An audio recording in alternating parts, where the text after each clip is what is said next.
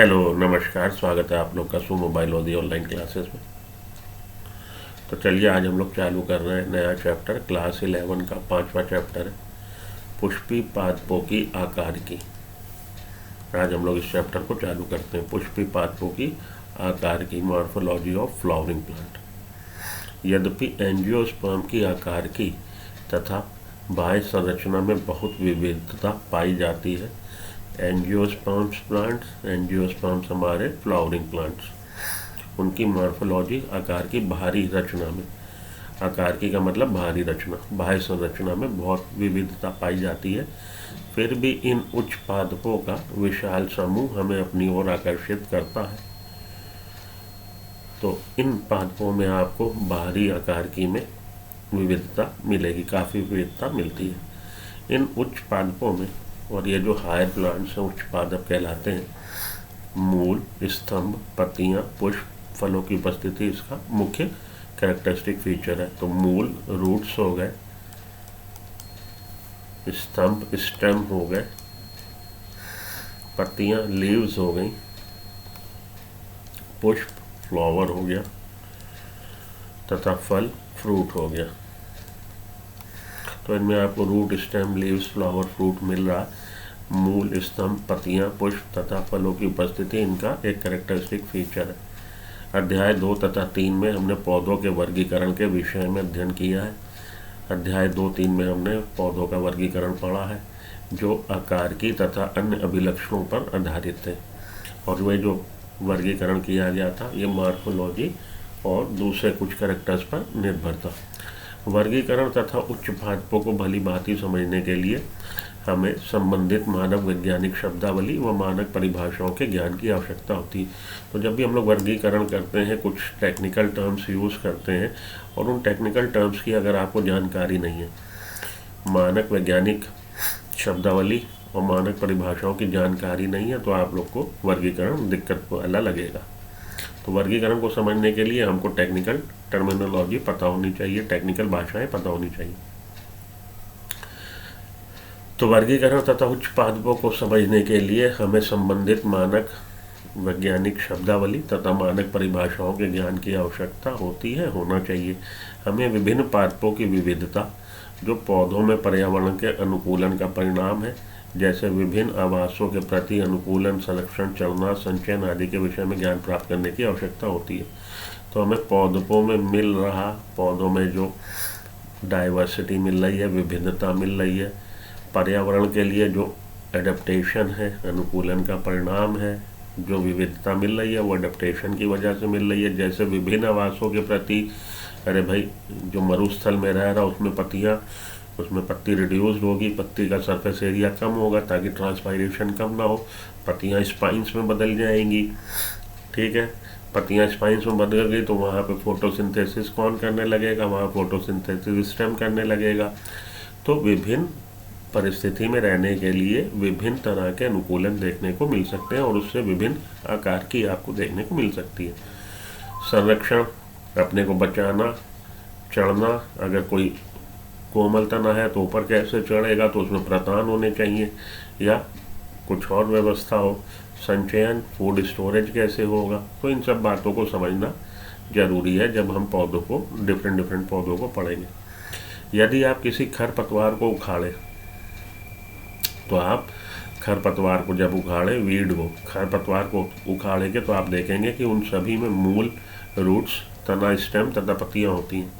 तो खरपतवार में आपको मूल, तना, पत्ती की उपस्थिति मिलेगी। उनमें फूल व फल भी लगे हो सकते हैं और ऐसा भी हो सकता है कि फूल और फल भी हो। पुष्पी पादप का भूमिगत भाग मूल तंत्र जबकि ऊपर का भाग पर्वतंत्र बनाता है। तो पुष्पी पादप में भूमि के ऊपर क्या है, भूमि के ऊपर स्टेम है और भूमि के नीचे क्या है, भूमि के नीचे रूट्स है। तो भूमि के नीचे का भाग जो है वो क्या बना रहा, मूल तंत्र बना रहा है, रूट सिस्टम बना रहा, और भूमि के ऊपर का भाग क्या बना रहा, भूमि के ऊपर का भाग हमारा बना रहा है परोहतंत्र या स्टेम सिस्टम। तो नीचे का भाग रूट सिस्टम, मूल तंत्र, और ऊपर का भाग परोहतंत्र, स्टेम सिस्टम बना रहा है। ठीक है जी, चलिए यहाँ तक आने के बाद अब आगे चलें। अब हम लोग एक एक करके जो हमने 6 चीज़ें पढ़नी है, मूल, तना, पत्ती, पुष्प, फल, बीज। जो 6 चीज़ें पढ़नी है, मूल, तना, पत्ती, पुष्प, फल, बीज। तो सबसे पहले हम लोग पढ़ते हैं मूल को, रूट को।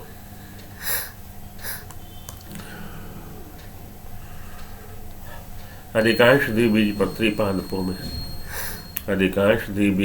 पादपों में मूलांकुर के लंबे होने से प्राथमिक मूल बनती। तो ये जो हमारी एम्ब्रॉयनल एक्सिस है, एम्ब्रॉयनल एक्सिस में ऊपर की तरफ, नीचे की तरफ है मूलांकुर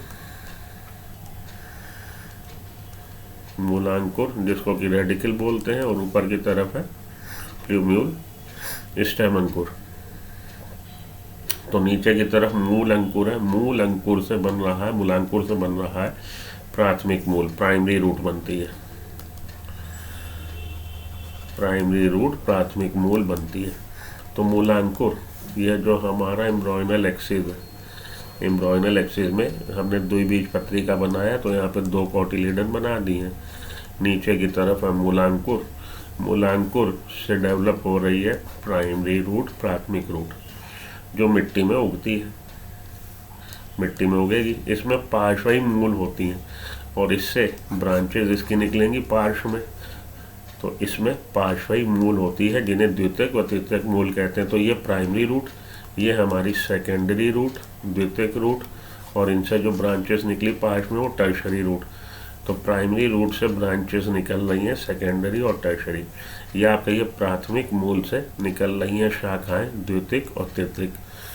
तो इसमें पार्श्वी मूल होती है, पार्श्व से इसके लेटरल साइड से निकलेंगे क्या ब्रांचेस, पार्श्वी मूल होती है जिन्हें द्वितीयक व तृतीयक मूल कहते हैं। प्राथमिक मूल व इसकी शाखाएं मिलकर मूसला मूल तंत्र बनाती हैं। तो प्राइमरी रूट्स, प्राथमिक मूल और इसकी शाखाएं, तो primary roots and branches, primary root की ब्रांचेस, प्राइमरी रूट, प्राथमिक मूल और इसकी शाखाएं मिलकर क्या बना रही है, टैप रूट सिस्टम। वो बना रही है टैप रूट सिस्टम। मूसला मूल तंत्र बना रही है, मूसला मूल तंत्र, ठीक है जी। टैप रूट सिस्टम मूसला मूल तंत्र बना रही है। तो प्राथमिक रूट जो कि मूलांकर से डेवलप हुई, उसमें लेटरल साइड से ब्रांचेस निकली सेकेंडरी और टर्शरी, और ये primary root along with secondary tertiary branches, उसके लिए हम लोग टर्म यूज़ कर रहे हैं टैप रूट सिस्टम या मूसला मूल तंत्र। इसका उदाहरण सरसों का पौधा है। एक उदाहरण इसका अगर पूछा जाए, tap root system is found in, तो अगर आपको आए tap root system is present in और फाउंड इन, या प्राथमिक हमारा मूसला मूल तंत्र मिलता है किसमें, मूसला मूल तंत्र मिलता है सरसों में, सरसों के पौधे में मूसला मूल तंत्र मिलता है। एक बीजपत्री पौधों में प्राथमिक मूल अल्पायु होती है। तो ये जो मोनोकोटिलीडन है, यहाँ पर डाइकॉट की बात हुई थी, द्विबीजपत्री, तो जिसके कि आप देखेंगे एम्ब्रॉयनल एक्सिस से एक बीज पत्र लगा है, उसको हम लोग बोलेंगे एक बीजपत्री, और जिसमें 2 बीज पत्र लगे होंगे उसको हम लोग बोलेंगे द्विबीजपत्री, ठीक है जी। यहाँ पे एक बीजपत्री की बात हो रही है। एक बीजपत्री पौधे में प्राथमिक मूल अल्पायु होती है। तो ये जो प्राइमरी रूट बनी मूलांकुर से, ये छोटे समय के लिए, थोड़े समय के लिए होती, ख़त्म हो जाती है। इसके स्थान पर अनेक मूल निकल आती है और इसके स्थान पर अनेक मूल निकल आएंगी। यह मूल तने के आधार से निकलती है। तो एक बीजपत्री पौधे में आप देखेंगे तने के आधार पे खूब सारी सेकेंडरी रूट्स निकल आएंगी, सॉरी सेकेंडरी रूट्स नहीं, एडवेंटिशियस रूट्स। यह रूट मूल तने के आधार से निकलती हैं और इनको झकड़ा मूल तंत्र कहते हैं, और इसको हम लोग फाइब्रस रूट कहते हैं, झकड़ा फाइब्रस रूट। तो प्राथमिक मूल जो थी वो अल्पायु थी, उसके स्थान पर अनेक दूसरी मूल निकल आई जो मूल तने के आधार से निकलती हैं। जो ये रूट्स निकली जो मूल तने के आधार से, प्राइमरी स्टेम के आधार से निकली, इनको हम झकड़ा मूल तंत्र कहते हैं। इसका उदाहरण गेहूं का पौधा है। तो गेहूं के पौधे में आपको झकड़ा मूल तंत्र मिलता, देख लेते हैं। ये देखिए, मोनोकोटिलीडन प्लांट्स में, एक बीजपत्री प्लांट में प्राइमरी रूट जो थी शॉर्ट लिव्ड थी, हमारी प्राथमिक रूट थोड़े समय के लिए थी, खत्म हो गई, replace by large number of roots. उसकी जगह पे अनेक रूट्स निकल आई। This roots originate from the base of the stem. कहाँ से डेवलप हुई है? एट द आधार, आधार से, प्राथमिक इस तन के प्राथमिक हमारे तने के आधार से, base of the stem and constitute the fibrous root, और इन्होंने झकड़ा रूट बना दी, as seen in wheat plant, जैसा कि गेहूं के पौधे में होता। ठीक है जी, चलिए उधर चलूँ वापस। तो ये आपने झकड़ा रूट देख ली, एग्जाम्पल उसका। आइए, मूल तने के आधार से निकलती हैं कौन सी, खूब सारी अनेक मूल निकल आई, जो प्राथमिक मूल के खत्म होने के बाद मूल तने के आधार से अनेक दूसरी मूल निकल आई, जिनको हम झकड़ा मूल तंत्र फाइब्रस रूट कहते हैं। उदाहरण है गेहूं का पौधा। ठीक, चलिए कुछ पौधों जैसे घास व बरगद में, जैसे घास व बरगद में मूलांकुर की बजाय पौधे के अन्य भाग से निकलती है। तो मूल को किससे डेवलप होना चाहिए था? मूलांकुर से, रेडिकल से। लेकिन वो रेडिकल से ना डेवलप होकर some other part of the plant, किसी दूसरे पार्ट से प्लांट के डेवलप हो जाए, तो उसको हम लोग अपस्थानिक मूल कहते हैं। अपस्थानिक का मतलब है ऐसे स्थान पे मिलना जो उसका मूल ओरिजिन का स्थान ना हो, दूसरे किसी स्थान से निकल आना। तो हम लोग उम्मीद क्या रखते हैं कि पौधे में मूल कहाँ से निकलनी चाहिए? मूल निकलनी चाहिए मूलांकुर से, लेकिन मूलांकुर से ना बन के पौधे के किसी दूसरे भाग से बन जाए, इस तरह के हम लोग कहते हैं एडवेंटिशियस रूट या अपस्थानिक रूट। एडवेंटिशियस या अपस्थानिक मूल कहते हैं।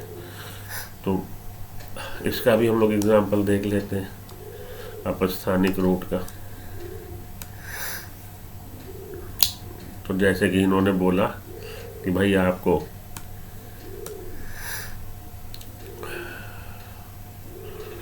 ग्रासेस में और बनियान ट्री में, बरगद में, ग्रासेस में और बनियान ट्री में, बरगद में आपको ऐसा देखने को मिल सकता है कि मूल डेवलप हो जाए, किससे? मूल डेवलप हो जाए मूलांकुर छोड़ के किसी और से, तो उसको हम लोग एडवेंटिशियस अपस्थानिक कहेंगे। ठीक है जी, चलिए, जैसे कि घास व बरगद में मूलांकुर की बजाय पौधे के अन्य भाग से निकलती, उसे अपस्थानिक मूल कहते हैं। मूल तंत्र का प्रमुख कार्य क्या है? मूल तंत्र का प्रमुख कार्य, मूल तंत्र जो हमारा टैप रूट सिस्टम बना, तो मूल तंत्र का प्रमुख कार्य मिट्टी से पानी तथा खनिज लवण का अवशोषण, वाटर का और मिनरल्स का एब्जॉर्प्शन। वाटर और मिनरल्स का एब्जॉर्प्शन कहाँ से? सॉइल से। तो मूल तंत्र का, रूट सिस्टम का कार्य क्या है? मिट्टी से पानी तथा खनिज लवणों का अवशोषण, पौधे को मिट्टी में जकड़ कर रखना, एंकर करना, स्थायित्व देना, पौधे को मिट्टी में जकड़ कर रखना, खाद्य पदार्थों का संचय करना, स्टोरेज ऑफ फूड मटेरियल, तथा पादप नियमों का संश्लेषण करना, और प्लांट ग्रोथ हार्मोन्स का सिंथेसिस करना। तो पहला तो इसका जो अगर आपसे पूछा जाए मूल तंत्र के फंक्शन क्या है, क्या कार्य हैं, तो water absorption, mineral absorption, water जल का और खनिज का एब्जॉर्प्शन करना, पौधे को स्थायित्व देना, पौधे को जमाना। ठीक है जी, और मटेरियल का, फूड मटेरियल का संचय करना, खाद्य पदार्थों का संचय करना, तथा पादप नियमक regulator, plant regulator, growth hormones का संश्लेषण का। ये इनके मुख्य कार्य हैं, मूल तंत्र के कार्य। ठीक है, तो मूल तंत्र में अभी तक आपने क्या पढ़ा कि वो जो मूलांकुर से डेवलप हो रही है वो प्राथमिक मूल है। प्राथमिक मूल से जो उसकी शाखाएं निकली, द्वितीयक व तृतीयक, ये क्या बना देंगी? ये बना देंगी आपकी मूल तंत्र, टैप रूट सिस्टम, मूसला मूल तंत्र बना देंगी। लेकिन मोनोकॉट में ये प्राथमिक मूल जो है शॉर्ट लिव्ड है, थोड़े समय के लिए, उसकी जगह पे झकड़ा रूट्स आ जाती हैं जो पेड़ के तने के आधार से डेवलप होती हैं। अनेक मूल डेवलप हो जाएंगी जो झकड़ा मूल तंत्र हमारा फाइब्रस रूट सिस्टम बनाएगा। कुछ अन्य पौधों में जैसे कि आप देखेंगे घास तथा बरगद में मूलांकुर की बजाय मूल किससे डेवलप हो रही है? मूलांकुर की बजाय पौधे के अन्य भाग से डेवलप होगी। इस तरह के मूल को हम लोग अपस्थानिक मूल कहते हैं। और फिर उसके हम लोगों ने प्रमुख कार्य को पढ़ लिया। अब हम लोग चल रहे हैं मूल के क्षेत्र की तरफ। ठीक है जी। मूल में आपको कौन कौन से क्षेत्र मिल रहे हैं। तो मूल के शीर्ष पे आपको उंगली जैसा मूल गोप से ढका रहता। मूल के टैप शीर्ष पे, एपेक्स पे, बिल्कुल मूल के सिरे पे। तो मूल का शीर्ष जो उसका मूल का आखिरी सिरा है, वहाँ पे उंगली जैसा, उंगलित जैसे मूल गोप से ढका रहता है। तो यहाँ पे रूट कैप है, मूल गोप रूट कैप, जो कि थिम्बल लाइक स्ट्रक्चर है। थिम्बल लाइक मतलब एक कैप नुमा स्ट्रक्चर है, मूल गोप से ढका रहता है। इसका काम क्या है मूल कैप का? यह कोमल शीर्ष की तब तक रक्षा करता है जब मूल मिट्टी में अपना रास्ता बना रही होती। तो जैसे जैसे ये जड़ भूमि की गहराई में जा रही है, लंबाई कर रही है, तो इसका फ्रिक्शन से, रगड़ से ये जो कोमल इसका शीर्ष है ख़त्म ना हो जाए, तो उस पर एक कैप टाइप की स्ट्रक्चर है जो उसकी रक्षा कर रहा है कि जब ये मिट्टी में अपना रास्ता बना रही है तो इसका विनाश ना हो जाए। मूल गोप से कुछ मिलीमीटर ऊपर मेरिस्मेटिक क्रियाओं का क्षेत्र होता है। तो इससे कुछ ऊपर आपको क्या मिल रहा है? वो क्षेत्र मिल रहा है जहाँ पे मेरिस्मेटिक एक्टिविटी है, मेरिस्मेटिक क्रियाओं का क्षेत्र है, मूल गोप से कुछ मिलीमीटर ऊपर। इस क्षेत्र की कोशिकाएं बहुत छोटी पतली भित्ति वाली होती हैं तथा उनमें सघन प्रोटोप्लाज्म होता है। तो यहाँ पे मेरिस्मेटिक सेल एक्टिविटी वाला जो क्षेत्र है, यहाँ पे जो कोशिकाएं हैं बहुत छोटी हैं, उनकी भित्ति पतली है तथा सघन उसमें डेंस प्रोटोप्लाज्म है और बार बार विभाजन हो रहा है, फ्रीक्वेंटली वो डिवाइड होती चली जा रही है। इस क्षेत्र से सीमस क्षेत्र कोशिकाएं शीघ्रता से लंबाई में बढ़ती हैं। इस क्षेत्र में समीपस्थ स्थित कोशिकाएं, इस क्षेत्र में जो आपस में एक दूसरे के बिल्कुल समीप हैं कोशिकाएं, शीघ्रता से लंबाई में बढ़ती हैं और मूल को लंबाई में बढ़ाती, क्योंकि उनकी लंबाई बढ़ रही है तो मूल की भी लंबाई बढ़ेगी। इस क्षेत्र को हम लोग दीर्घीकरण क्षेत्र कहते हैं। तो यहाँ पे मेरिस्मेटिक एक्टिविटी का क्षेत्र, उसके बाद दीर्घीकरण का क्षेत्र। तो इस क्षेत्र के बिल्कुल समीप में, इस क्षेत्र से हमारी मेरिस्मेटिक एक्टिविटी से समीपस्थ पास में स्थित, उसके बिल्कुल पास में स्थित कौन सा क्षेत्र है? दीर्घीकरण का क्षेत्र है, जहाँ पे कोशिकाएं लंबी हो रही हैं, कोशिकाओं का दीर्घीकरण हो रहा है। कोशिकाओं के दीर्घीकरण होने से मूल का भी दीर्घीकरण हो रहा है। दीर्घीकरण क्षेत्र की कोशिकाओं में, दीर्घीकरण क्षेत्र की कोशिकाओं में विविधता तथा परिपक्वता आती है। अब ये दीर्घीकरण क्षेत्र हो रहा है, दीर्घीकरण क्षेत्र के साथ साथ ये कोशिकाएं, उनमें मैच्योरेशन भी हो रहा है, परिपक्वता भी आ रही, मैच्योरेशन भी हो रहा और विविधता भी, ट्रांसफॉर्मेशन भी हो रहा है। इसीलिए दीर्घीकरण के समीप क्षेत्र को हम लोग परिपक्व क्षेत्र कहते हैं। तो सबसे पहले मेरिस्मेटिक एक्टिविटी का क्षेत्र, फिर दीर्घीकरण का क्षेत्र और फिर परिपक्वन का क्षेत्र। तो यहाँ पे जो एक्टिविटी है कि सेल्स बहुत छोटी हैं, डेंस प्रोटोप्लाज्म है और फ्रीक्वेंटली डिवाइड हो रही हैं। यहाँ पे क्या सीन है? यहाँ पे सेल्स जो डिवाइड हो चुकी हैं, अब उनमें इलोंगेशन हो रहा है, लंबाई हो रही, दीर्घीकरण हो रहा है। दीर्घीकरण होने से मूल का भी दीर्घीकरण होगा। इस क्षेत्र के समीप में जो क्षेत्र है, वहाँ पे आप देखेंगे कि वहाँ पे मैच्योरेशन हो रहा है, मैच्योरेशन हो रहा और विविधता आ रही है, और साथ में मैच्योरेशन के साथ डिफ्रेंशिएशन हो रहा है कि अलग अलग तरह की सेल्स बन रही है। अभी तो एक ही तरह की थी, अब वो बच्चे पैदा हुए, अब कोई फौज में भर्ती हो गया, कोई पॉलिटिशियन बन गया, कोई स्पोर्ट्स पर्सन बन गया। ठीक है ना? तो कोशिकाएं अलग अलग रूप में विविधता लेती चली जा रही हैं और साथ में मैच्योर भी हो रही। इस क्षेत्र से बहुत पतली तथा कोमल धागे की तरह की संरचनाएं निकलती हैं, जिसे मूल रोम कहते हैं। तो आपसे ये पूछा जाता है कि मूल रोम आपको किस क्षेत्र में, मूल के किस क्षेत्र में मिलते हैं? परिपक्वन क्षेत्र में मिलते हैं। इस तरह का क्वेश्चन आपको आता है नीट में कि मूल रोम जो मिल रहे हैं वो मूल के किस क्षेत्र में मिल रहे हैं। तो मूल के 3 क्षेत्र हैं, मेरिस्मेटिक सक्रियता क्षेत्र, दीर्घीकरण क्षेत्र और परिपक्वन क्षेत्र। आपका जवाब होगा परिपक्वन क्षेत्र में। इस दीर्घीकरण के समीपस्थ जो क्षेत्र है वो परिपक्वन क्षेत्र है। इस क्षेत्र से बहुत पतली व कोमल धागे की तरह की संरचनाएं निकलती, जिन्हें मूल रोम कहते हैं। तो उनको हम लोग रूट हेयर्स कहते हैं। रूट हेयर्स, मूल रोम। यह मूल रोम मिट्टी से पानी व खनिज लवणों का अवशोषण करते हैं। फिर आपसे पूछा जाता है रूट हेयर्स का काम क्या है? Water and mineral absorption from soil.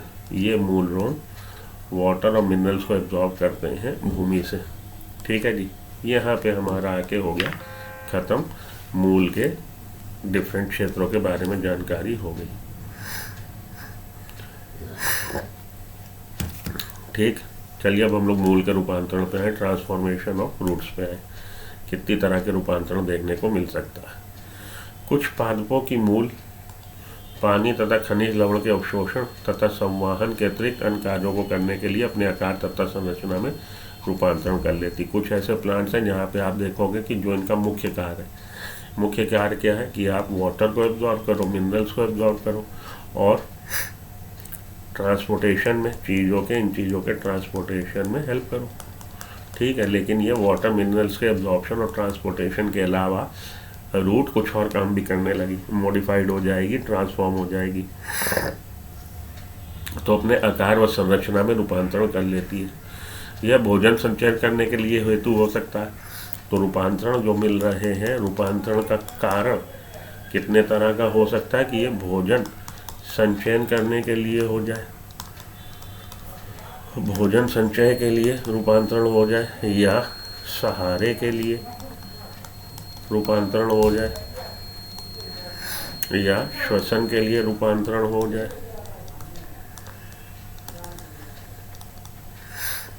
तो भोजन संचयन के लिए रूपांतरण हो सकता है, सहारे के लिए रूपांतरण हो सकता है, श्वसन के लिए रूपांतरण कि रूट ने अपना रूपांतरण कर लिया। ठीक है जी, चलिए चित्र 5.4, 5.5, ये है 5.4 और ये है 5.5 चित्र। आते हैं इन चित्रों पे वापस वहीं चले तो रूपांतरण आपको देखने को मिल सकता है। गाजर और शलजम में, गाजर और शलजम में मूसला मूल तथा शकरकंद की अपस्थानिक मूल भोजन को संग्रहित करने के लिए फूल जाती। तो गाजर में आइए देखें, हम लोग कह रहा गाजर में, और ये हमारी गाजर की रूट, गाजर में कोनिकल हो गई, शंकुकार हो गई है गाजर में, तथा शलजम में, टर्निप में। गाजर में रूट मॉडिफाई हो गई है, टर्निप में रूट मॉडिफाइड हो गई है, और हमारी मॉडिफाइड हो गई है चुकंदर में। यहाँ पे जो नाम दिए, वहाँ क्या नाम दिए वहाँ देख लेते हैं हम लोग, आइए। तो कह रहा है जी गाजर में, शलजम में तथा शकरकंद में। अच्छा, शकरकंद दिया यहाँ पे। चलिए, गाजर तथा शलजम की मूसला मूल जो हमारी टैप रूट थी, तथा शकरकंद की अपस्थानिक मूल भोजन को संग्रहित करने के लिए फूल जाती है। तो गाजर, कैरेट और टर्निप में मूसला मूल तथा शकरकंद की, ये रही शकरकंद की मूल, ये गाजर, शलजम, ये शकरकंद। इन दोनों में टैप रूट मॉडिफाई हुई है और शकरकंद में एडवेंटिशियस रूट मॉडिफाई हुई है। एडवेंटिशियस रूट वो जो रेडिकल से, मूलांकुर से ना डेवलप होके प्लांट के किसी और भाग से डेवलप हो। तो गाजर में और शलजम में टैप रूट का मॉडिफिकेशन है, मूसला मूल का मॉडिफिकेशन है, मूसला मूल मॉडिफाई हो गई है खाद्य पदार्थों के संचयन के लिए, तथा शकरकंद में अपस्थानिक मूल, एडवेंटिशियस मूल मॉडिफाइड हो गई है खाद्य पदार्थों को संग्रहित करने के लिए। क्या आप इसी प्रकार के कुछ उदाहरण दे सकते हैं? क्या आपको कभी देखकर ये आश्चर्य हुआ कि बरगद के लटकती हुई संरचनाएं क्या उसे सहारा देती हैं? तो बरगद से लटकती हुई संरचनाएं उसे सहारा देती हैं, बिल्कुल ठीक बात है। इन्हें प्रॉप रूट कहते हैं, सहारा देने वाली रूट कहते हैं। तो बरगद में आपको प्रॉप रूट मिलेंगी, सहारा देने वाली रूट मिलेंगी।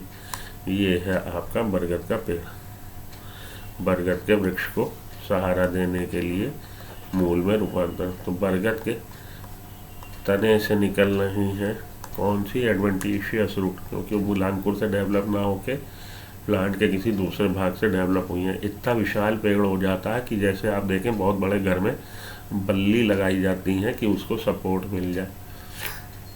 तो यहाँ पे एक तरह से सिस्टम ऐसा बना दिया गया, स्तंभ बना दिए गए, कॉलम, कि पेड़ की शाखाएं या पेड़ गिरे ना। तो ये जब निकली हैं ब्रांच से, जब ये पहुँचती हैं धरती के संपर्क में आती तो वहाँ इस्टेब्लिश हो जाती, तो एक तरह का कॉलम स्तंभ बन जाता है, जिनको हम लोग कहते हैं प्रॉप रूट। प्रॉप रूट ये, और ये काम क्या कर रही हैं, उसको सहारा देने का काम कर रही हैं। तो प्रॉप रूट बरगद के पेड़ से लटकती हुई संरचनाएं उन्हें क्या देती हैं, सहारा। इन्हें प्रॉप रूट कहते हैं, सहारा देने वाली कहते हैं। इसी प्रकार मक्के में, मेज में तथा शुगर केन में, गन्ने में, तने में से भी सहारा देने वाली मूल तने की निचली गांठों से निकलती है। तो आप देखेंगे शुगर केन के पौधे में जो निचला आपका बिल्कुल बेस है कहिए, तो गन्ने के तने में भी सहारा देने वाले मूल तने की निचली गांठों से, तो सबसे निचले वाले नोड से, मूल तने के निचले वाले नोड से क्या निकल रही हैं, तने से निकल रही है हमारी अपस्थानिक मूल, और इसको हम लोग कहते हैं स्टिल्ट रूट, अवस्तंभ रूट, अवस्तंभ मूल कहते हैं। ठीक है, तो आपको मेज में और गन्ने के तने में कैसी रूट मिलेगी, मेज में और गन्ने के तने में आपको मिलेगी, ये देखिए गन्ने का तना एग्जाम्पल, और इसका ये वाला जो नोड है मूल तने का सबसे निचली गांठ से, यहाँ से क्या निकल रही है, यहाँ से निकल रही है स्टिल्ट रूट। शुगर केन और मेज में आपको गन्ने के तने, और शुगर केन गन्ने का तना, और मेज में मक्के में सब मूल तने के सबसे निचली गांठ से इस तरह की रूट्स आपको निकलती दिखाई देंगी, जो उसको इस्टेब्लिश कर रही हैं, सहारा दे रही, सपोर्ट दे रही है। और ये भी एक तरह से फाइब्रस रूट्स ही हैं जो स्टिल्ट रूट कहलाती है। Stilt root appear from the base node, सबसे निचले वाली गांठ से। ठीक है जी, आइए उधर चले। तो ये वाली हमारी मक्के तथा गन्ने के तने में सहारा देने वाली मूल तने की निचली गांठों से निकलती हैं, और इनको हम लोग अवस्तंभ रूट मतलब स्टिल्ट रूट कहते हैं। तो ये भी आपकी कैसी रूट है, एडवेंटिशियस रूट है। कुछ पौधों में जैसे राइजोफोरा जो अनूप क्षेत्रों में उगते हैं, ये ऐसी जगह पे उग रहे हैं जहाँ पे दलदली कंडीशन है या सॉल्ट बहुत है। बहुत सी मूल भूमि के ऊपर वायु में निकल आती, तो बहुत सी मूल भूमि के ऊपर वायु में निकल आएंगी। इन मूलों को हम लोग श्वसन मूल कहते हैं, और ये श्वसन में हेल्प कर रही हैं, क्योंकि वायु में जब निकल आई तो गैसियस एक्सचेंज का काम कर रही हैं, श्वसन में सहायता कर रही हैं। इनको हम लोग रेस्पिरेटरी रूट्स या श्वसन मूल कहते हैं। तो ये है वो एग्जाम्पल, राइजोफोरा श्वसन के लिए मूल। तो देखिए भूमि के ऊपर निकल आई हैं हवा में, और इस पे साथ में रेस्पिरेशन में हेल्प कर रही हैं। ठीक है जी, ये आपकी राइजोफोरा की एग्जाम्पल हो गया।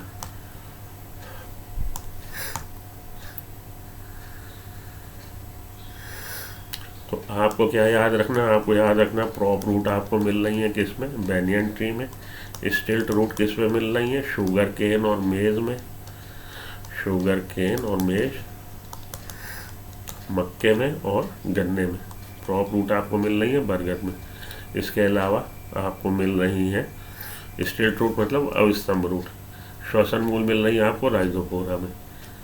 राइजोफोरा जो दलदली अवस्था में उग रहा है, ऐसी जगह उग रहा है जहाँ पे भूमि में वायु की कमी है, तो भूमि से ऊपर निकल आएंगी रूट्स और श्वसन में हेल्प करेंगी, या श्वसन के लिए ऑक्सीजन प्राप्त करने में सहायक होती। तो ये कुछ रूट्स के एग्जाम्पल जो आपको याद में रखने हैं। ठीक है जी, तो हमारी मूल कौन सी है, प्राथमिक मूल जो रेडिकल से डेवलप हुई है मूलांकुर से, और अपस्थानिक मूल कौन सी है जो रेडिकल से न डेवलप होकर some other parts of the plant से डेवलप हुई है। हमारा टैप रूट सिस्टम जो हमारा कहिए कि प्रमुख मूल सिस्टम है, मूसल मूल सिस्टम है, ये आपको मिल रहा है tap root system dicot plant में, और एडवेंटिशियस रूट सिस्टम आपको मिल रहा है मोनोकॉट प्लांट में। तो मूल मर जाएगी, प्राथमिक मूल मर जाएगी, उसकी जगह पे खूब सारी दूसरी तरह की अपस्थानिक तरह की मूल्स निकल आएंगी, जो झकड़ा मूल भी कहलाती हैं, फाइब्रस मूल भी कहलाती, जैसे कि बीट में। ठीक है जी, यही सब एग्जाम्पल आपसे पूछे जाते हैं, रट लीजिएगा।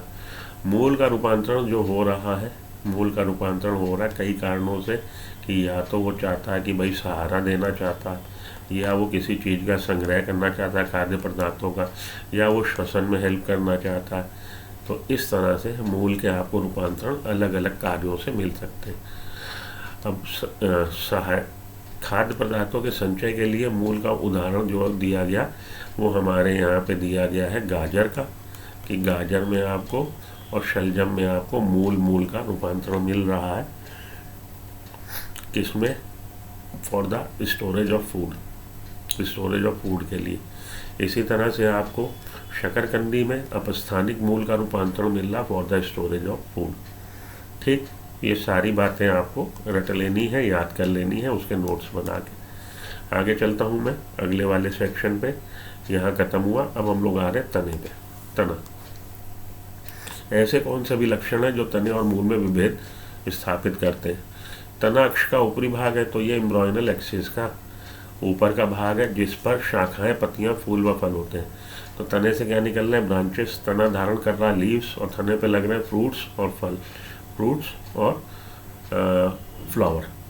तो तना अक्ष का ऊपरी भाग है, एम्ब्रॉयनल एक्सिस का ऊपरी भाग है, भूमि के ऊपर और भूमि के नीचे आपका मूल। और ये क्या धारण कर रहा है, इस पर निकल रही हैं ब्रांचेस, उन ब्रांचेस पे लग रहे हैं लीव्स, उन ब्रांचेस पे लग रहे हैं फ्लावर, उन ब्रांचेस पे लग रहे हैं फ्रूट। तो तना अक्ष का ऊपरी भाग है। ये अंकुरित बीज के भ्रूण के प्रांकुर से विकसित होता है। तो मूलांकुर से मूल और प्रांकुर से तना, रेडिकल और प्ल्यूम्यूल। प्रांकुर से डेवलप हो रहा तना, और मूलांकुर से डेवलप होगी मूल। तने पे गांठ तथा पोरियां होती हैं। तो तने पे आपको गांठ, नोड और इंटरनोड मिलते हैं। गांठ और गांठ के बीच में पोरी, तो नोड और नोड के बीच में इंटरनोड। तने पे गांठ तथा पोरियां होती हैं। तने के उस क्षेत्र को जहाँ पर पत्तियाँ निकलती हैं गांठ कहते हैं। तो नोड से लीफ लगती है, तने का वो भाग जहाँ से पत्ती निकल रही है उसको हम लोग नोड या गांठ कहते हैं। यह गांठें अंतस्थ अथवा कक्षीय हो सकती है। तो ये गांठें जो हैं या तो टर्मिनल या एक्सियल, या तो अंतस्थ बिल्कुल अंत में, या कक्ष में बगल में। तो ये गांठें अंतस्थ, टर्मिनल, एट द एंड, एकदम एंड में, अथवा कक्षीय हो सकती हैं।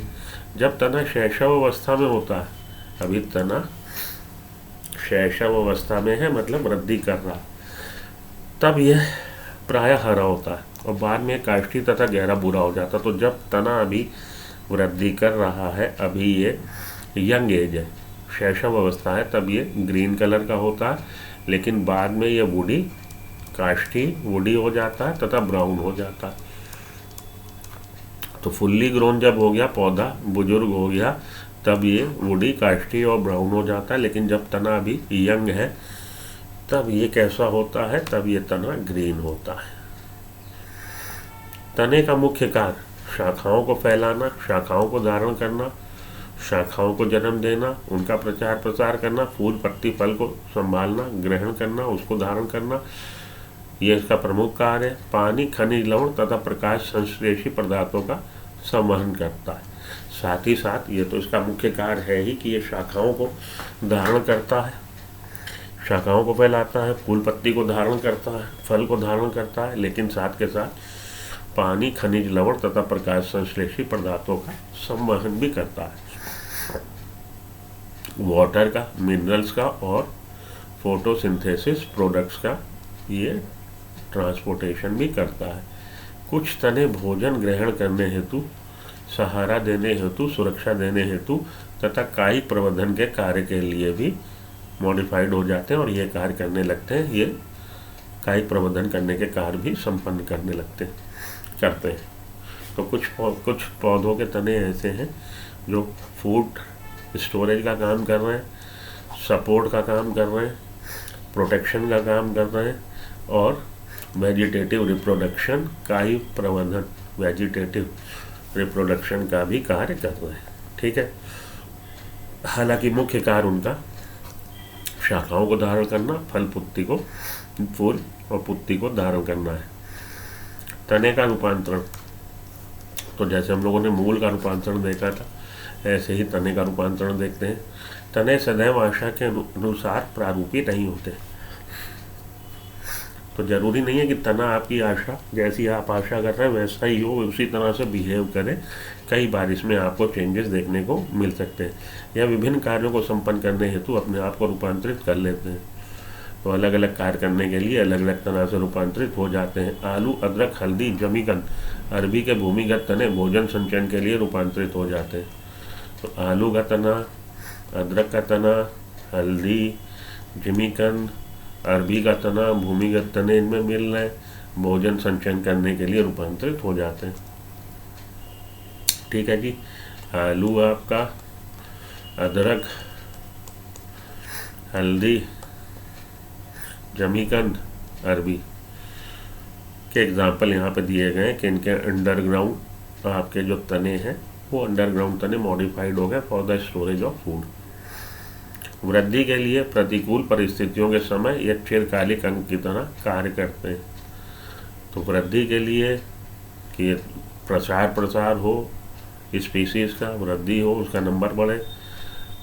प्रतिकूल परिस्थितियों में, अनफेवरेबल कंडीशन में, जब फेवरेबल कंडीशन नहीं है, प्रतिकूल है परिस्थितियाँ, चिरकालिक अंग की तरह कि ये इनका बने रहना, स्पीसीज के बने रहने में सहायता कर रहा है, क्योंकि वो अंग जर्मिनेट होकर, अंकुरित होकर नया पौधा बना देता है। तो चिरकालिक अंग, ऑर्गन ऑफ परिनेशन, ये चिरकालिक अंग की तरह कि जब मौका लगेगा तब ये वृद्धि करके नया तना बना देंगे, नया पौधा बना देंगे। तने के प्रतान जो कक्षी कली से निकलते हैं, तो आलू में अंडरग्राउंड स्टेम है, अदरक में अंडरग्राउंड स्टेम है, हल्दी में अंडरग्राउंड स्टेम, जमीकंद में और अरबी में। तने के प्रतान जो कक्षी कली से निकलते हैं, तने के प्रतान टेंड्रिल, तने के प्रतान जो कक्षी कली से निकलते हैं, कक्षी मतलब एक्सियल में, एक्सियल बर्ड से निकलते हैं, वो पतले व कुंडलित होते हैं। वो तने के प्रतान पतले पतले तथा कुंडलित होते हैं। ठीक है जी। क्वाइल्ड होंगे तथा एकदम बिल्कुल सिलेंडर होंगे। जो कहाँ से निकल रहे हैं, कक्षी कली हमारी एक्सियल बर्ड से। तो तने के प्रतान जो कक्षी कली से निकलते हैं, पतले कुंडलित होते हैं और पौधे को ऊपर चढ़ने में सहायता करते हैं। तो तने का आपको पूछ सकता है कि स्टेम टेंड्रिल्स किस में मिल रहे हैं। स्टेम टेंड्रिल्स आपको मिल रहे हैं कुकुरबिटेसी फैमिली में, कद्दू वर्गीय सब्जी में, जैसे घिया, खीरा, तरबूजा एटसेट्रा। तो कुकुरबिट्स में आपको मिल रहा है स्टेम टेंड्रिल, जो हेल्प कर रहा है उसको क्लाइंबिंग ऑफ स्टेम के ऊपर चढ़ने में। आइए देखें अब इसको, काफ़ी देर से इधर आए नहीं हम लोग।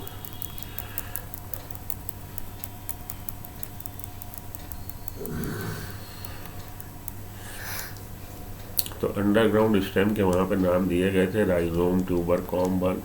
ये अच्छा तो टाइप ऑफ हो गए, इसको बाद में हम लोग देखेंगे। देखिए पोटैटो में जो उसने बोला था अंडरग्राउंड स्टेम, ट्यूबर मिलता है, ट्यूबर का टाइप। ये आलू का अंडरग्राउंड स्टेम।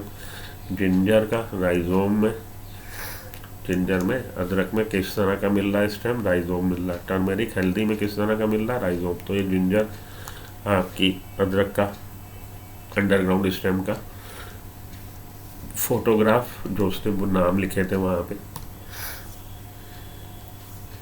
जमीकंद कॉम आपकी अरबी में, और ये बल्ब है जो आपको मिलता है अनियन में। तो स्टेम टेंड्रिल ये बात हो रही थी, ये देखिए स्टेम टेंड्रिल तंतु की तरह प्रतान, स्टम टेंड्रिल जो आपको मिल रहा है कुकुरबिटेसी फैमिली में, कुकुरबिटेसी, कुकुम्बर, खीरा, पम्पकिन, कद्दू, वाटरमेलन, ग्रेप वाइन में आपको मिल रहे हैं जो उसको हेल्प कर रहे हैं।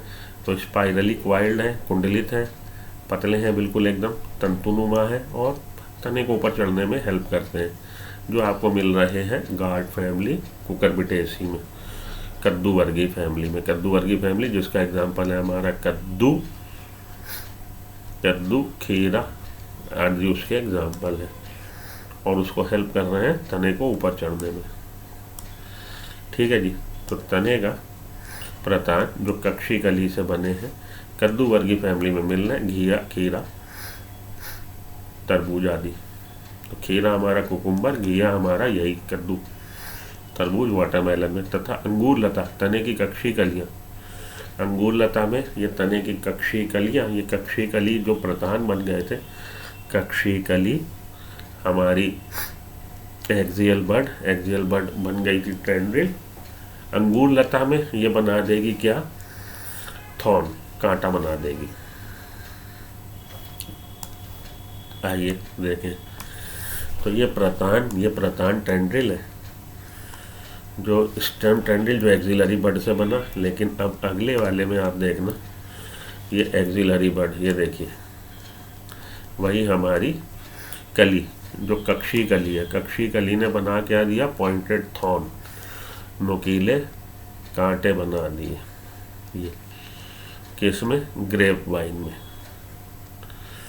अंगूर के में इसने बना दिए हैं क्या, कांटे बना दिए। तो ये देखिए यहाँ पे आपको बता रहा है प्रतान, कक्षी कली के जो प्रतान जो बने थे कद्दू में बने थे वो आपको दिखाए मैंने, प्रतान टेंड्रिल, घिया में, खीरा में, तरबूज में। और यही कक्षी कली ने क्या बना दिया, कांटे। किस में बना दिए कांटे, कांटे इसने बना दिए अंगूर लता वाइन में।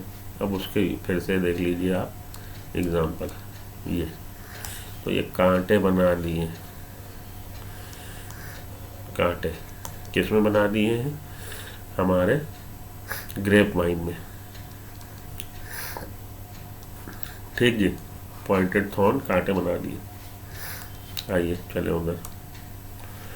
तो ग्रेप वाइन में, अंगूर लता में, ग्रेप वाइन अंगूर लता में ये जो हमारी एक्सियल बड थी, एक्सियल बड कक्षी कली, उसने क्या बना दिए, कास्टिवुडी, सीधे एकदम स्ट्रेट नुकीले कांटे बना दिए। कांटे बहुत से अन्य पौधों में भी मिलते हैं, जैसे सिट्रस में, बोगनवेलिया में। तो सिट्रस और बोगनवेलिया में भी कांटे मिल रहे हैं, लेकिन वहाँ पे कांटे वो जो हैं वो कक्षी कली से नहीं बने। तो कांटे बहुत से अन्य पौधों में मिलते हैं, जैसे सिट्रस और बोगनवेलिया में। यह पशुओं से पौधों को बचाते हैं, और पशुओं से, ब्राउजिंग एनिमल से, जो बकरी, गाय, भेड़, भैंस, उन सब से पौधे को बचाते हैं। क्योंकि पौधा अगर कांटे होंगे तो जानवर पौधा खाएगा नहीं, वरना वो जानवर पौधा खा जाएगा। तो कांटे क्या कर रहे हैं, प्रोटेक्शन का काम कर रहे हैं। तो इन सिट्रस, बोगनवेलिया, यहाँ पे भी आपको मिल रहे हैं कांटे, सिट्रस और बोगनवेलिया में, और वो प्रोटेक्शन का काम कर रहे हैं।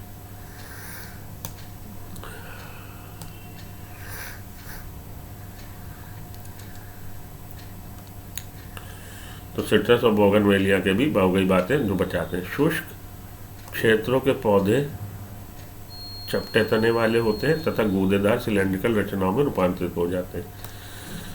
तो तनों का हम लोग पढ़ रहे हैं भैया रूपांतरण। तो शुष्क क्षेत्रों में, ऐसे जो ड्राई कंडीशन में मिल रहा है, मरुस्थल में मिल रहा है, जहाँ पे पानी ज़्यादा नहीं है, ऐसे क्षेत्रों में जो पौधे हैं उनके तने कैसे हो जाते हैं, उनके तने चपटे हो जाते हैं, चपटे तने वाले हो जाएंगे, अथवा गूदेदार सिलेंड्रिकल बेलनाकार हो जाएंगे। तो शुष्क पौधों के तने चपटे तने वाले हो सकते हैं, जैसे कि ओपनशिया कैक्टस में, तथा गूदेदार हमारे सुकुलेंट, गूदेदार तथा सिलेंड्रिकल, ये आपको यूफोर्बिया में मिलेंगे। इन तनों में क्लोरोफिल होता है, प्रकाश संश्लेषण करते हैं।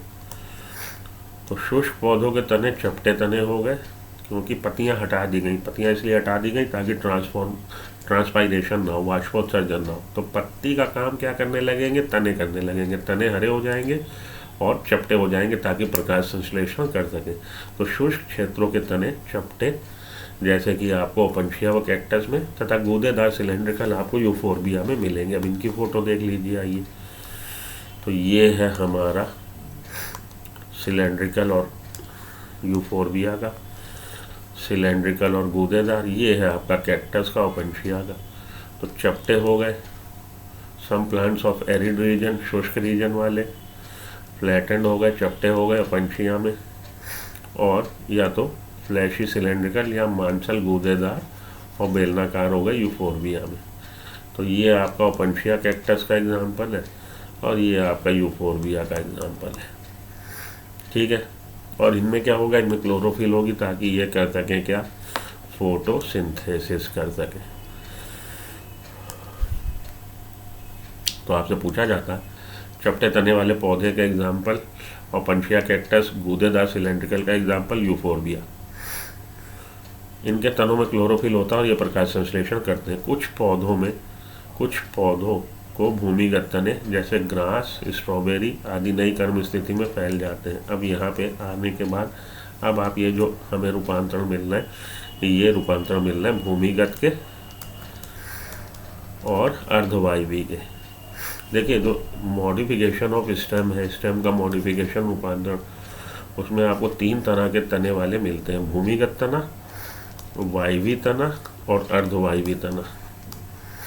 भूमिगत तना वो है जो भूमि के नीचे, अर्धवायवी वो है जो भूमि के ऊपर तो है लेकिन रेंग रहा है, वो अर्धवायवी है। और वायवी वो है जो भूमि के ऊपर है और सीधा खड़ा। ठीक है, तना 3 तरह का हो गया बच्चे। भूमिगत तना जो भूमि के नीचे है, कैसे भी है, ऐसे है, ऐसे है, कैसे भी है, भूमि के नीचे।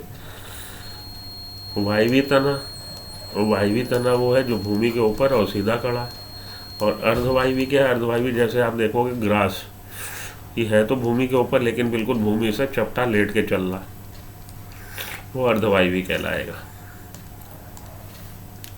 आइए अब हम लोग पौधे के तने का रूपांतरण पढ़ना है। तो तने के रूपांतरण में अब आप देखो, कुछ पौधे भूमिगत तने जैसे ग्रास और स्ट्रॉबेरी आदि नई कर्म स्थिति में फैल जाते हैं। जब पुराने पौधे मर जाते हैं तब नए पौधे बन जाते हैं।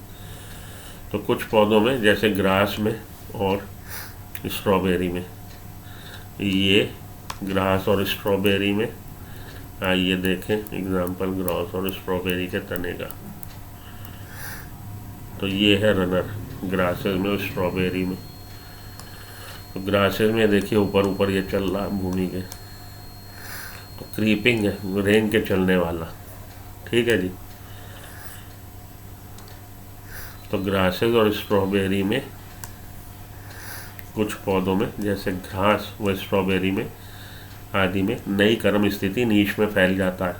नई कर्म स्थिति नई जगह पर, नया कोई एरिया में आ गया, नीश, उसको नीश बोलते हैं। जब पुराना पौधा मर गया तब नए पौधे बन गए। ठीक। पुदीना तथा चमेली में, पुदीना चमेली जैसे पौधों में प्रमुख अक्ष के आधार से एक पार्श्व शाखा निकलती है। कुछ समय तक वायवी वृद्धि करने के बाद मुड़कर जमीन को छूते हैं। तो प्रमुख पौधा से क्या निकल रही है, कुछ प्रमुख पौधे के आधार से एक पार्श्व शाखा निकली, लेटरल ब्रांच निकली, जो कुछ समय तक वायु में रही, उसके बाद वृद्धि करने के बाद मुड़कर ज़मीन को छूते हैं और ज़मीन में इस्टेब्लिश हो गई। तो after growing for some time aerially, then it take curves downward and touches the ground and establish there। तो इस तरह के पुदीना तथा चमेली में आपको देखने को मिलेगा। तो इसका आप एग्जाम्पल देख लीजिए, इसका भी पुदीना और चमेली का। तो ये है आपका मिंट और जैस्मिन का। तो ग्रासेस और स्ट्रॉबेरी का जो पहले वाला था हमारा, ग्रासेस स्ट्रॉबेरी का वो ये है रनर, उसको आप लोग रनर बोलते हैं। और दूसरा आपका बोला पुदीना, मिंट और जैस्मिन का, वो आपको आगे वाली उसमें दिखाता हूँ मैं स्लाइड पे।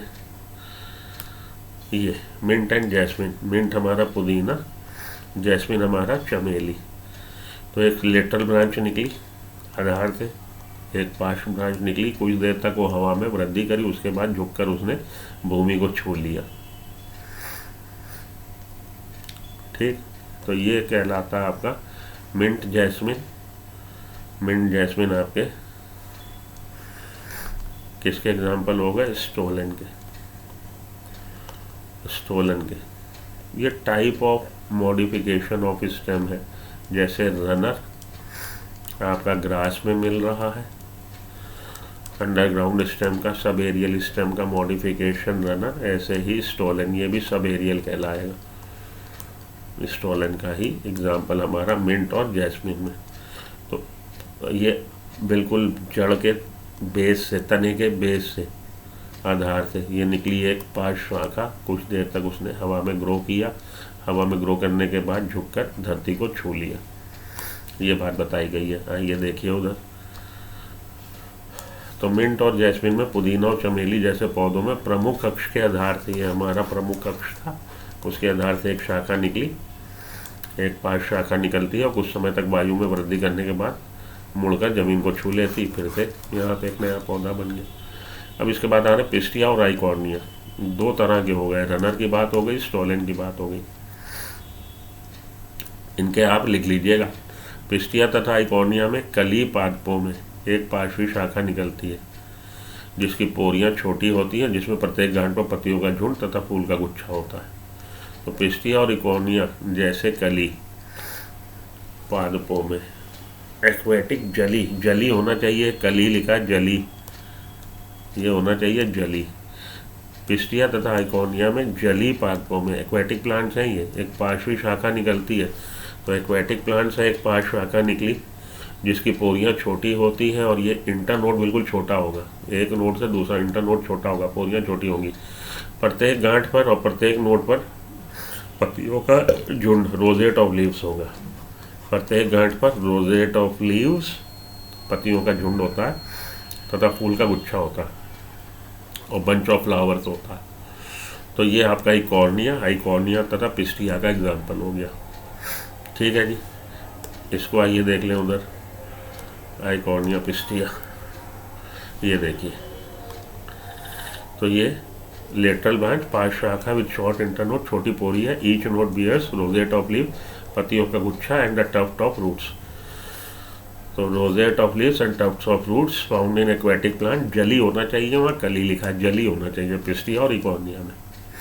पिस्टिया और आइकॉर्निया में मिलता है, इसको ऑफसेट कहते हैं। इस तरह का जो प्लांट स्टेम होता है उसको बोलते हैं ऑफसेट। ऑफसेट, ठीक है जी। तो ये उसका एग्जाम्पल हो गया ऑफसेट का। आइए फिर उधर चलें। तो अब आपने एक जगह लिख लेना, शॉर्ट नोट बना लेने। ग्रास में आपको मिल रहा रनर, जो न्यू नीच में फैल जाएगा, पुराना पौधा मरा, नया पौधा बना देगा।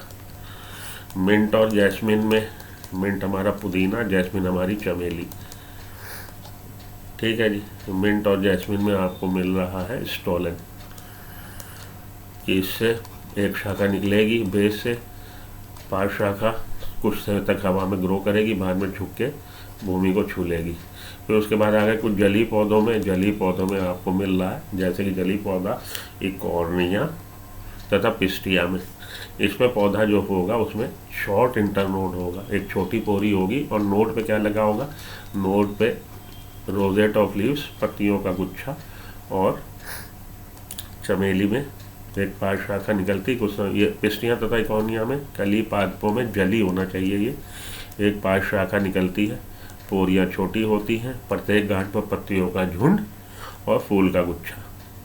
तो पत्तियों का झुंड, rosette of leaves and tufts of वहाँ पे रूट्स दे रखा, इंग्लिश में रूट्स दे रखा, यहाँ पे फूल दे रखा। चलिए ठीक है, आप उसी हिसाब से रट लो अपने हिसाब से। तथा क्राइसैंथेमम में, गुलदाउदी में क्या मिल रहा है? गुलदाउदी में पार्श्वी शाखाएं आधार व भूमिगत तने से निकल रही हैं। तो गुलदाउदी में पार्श्व शाखाएं निकल रही हैं आधार से, भूमिगत तने से। तो भूमिगत तने से निकली, मिट्टी के नीचे नीचे वृद्धि करेंगी, उसके बाद बाहर निकल आएंगी। ये आपका किस में मिल रहा है? ये आपको मिल रहा है इस तरह का गुलदाउदी क्राइसैंथेमम में। तो इनकी दो लाइनें लिख के रट लीजिए, ठीक यहाँ पे आके आपके तने के रूपांतरण खत्म। अगले लेक्चर में मैं मिलता हूँ आपसे, पत्ती की बात करूँगा। तो इस लेक्चर में मैंने आपसे मूल और तने की बात करी, अगले लेक्चर में मैं पत्ती और फूल की बात करूँगा। तो लेक्चर को लाइक कर दीजिए, चैनल को सब्सक्राइब कर लीजिए और इससे रिलेटेड आपको मटेरियल मिलता रहेगा। उम्मीद करता हूँ आपको लेक्चर पसंद आया होगा। मिलते हैं अगली क्लास में।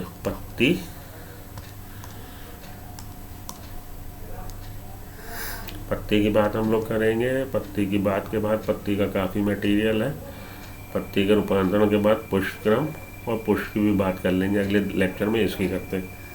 तो मिलता हूँ एक छोटे से ब्रेक के बाद। एंजॉय करिए। Have a nice day. Thank you.